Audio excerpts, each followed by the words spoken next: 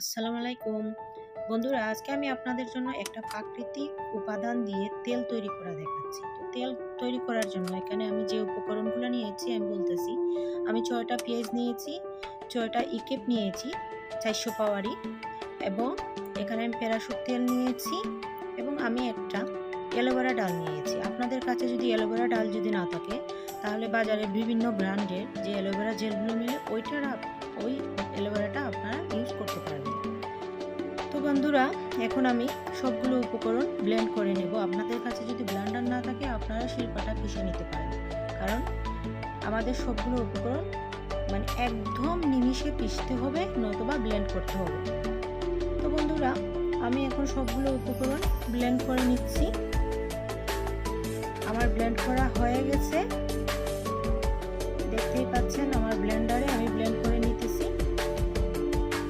এতটা মিহি হবে যে এটা থেকে যে রসগুলো বেরোবে এটাই কিন্তু আমাদের তেল হিসেবে ব্যবহার করব। তো দেখতেই পাচ্ছেন আমার ব্লেন্ডার করা হয়ে গেছে। আমি চুলায় একটা কড়াই আগে থেকেই অন করে রেখে দিয়েছিলাম। তো এখন আমি ব্লেন্ডার করা অ্যালোভেরা জেল আর পেস্টটা আমি ঢেলে দেব। তো বন্ধুরা, ঢেলে দিলাম। এখন এটাকে আমি নাড়তে থাকবো। আপনারাও বাসায় এই দুর্দান্ত তেল বানানোর জন্য এইভাবে সবগুলো উপকরণ মিশিয়ে দিবেন।